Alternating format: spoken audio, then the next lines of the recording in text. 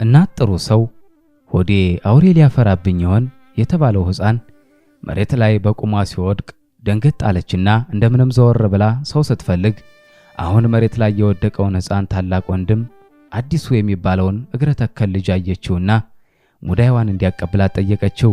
እግረ ተከሉ ልጅም ሙዳይዋን አቀበላት።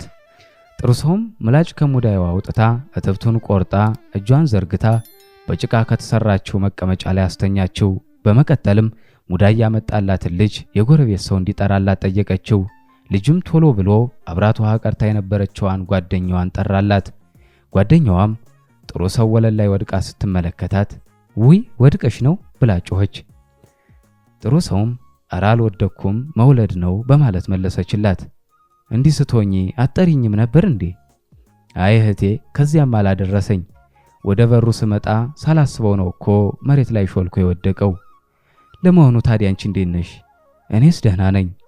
ባይሆን ልጁ ሕይወት ይኖረው አይመስለኝም። መሬት ላይ ነው እኮ በቁሜ የወደቀው አለቻት።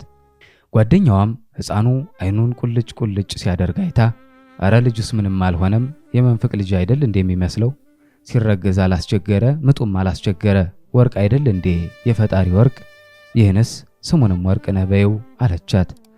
አንድ ሕፃን ከዚህች ምድር ጋር ሲገናኝ ጀምሮ ማልቀስ የተለመደ ነው። ከጥሩ ሰው አብራክ የተገኘው ይህ ሕፃን ግን ይህን አላደረገም። ሲወለድ አላለቀሰ፣ በኋላ ላይም ቢሆን አልቅሶ አያውቅም ስትል ወላጅ እናቱ ጥሩ ሰው እስከ 1988 ዓመተ ምህረት በሕይወት በቆየችበት ጊዜ ለማህበረሰቡ አባላት ተናግራለች።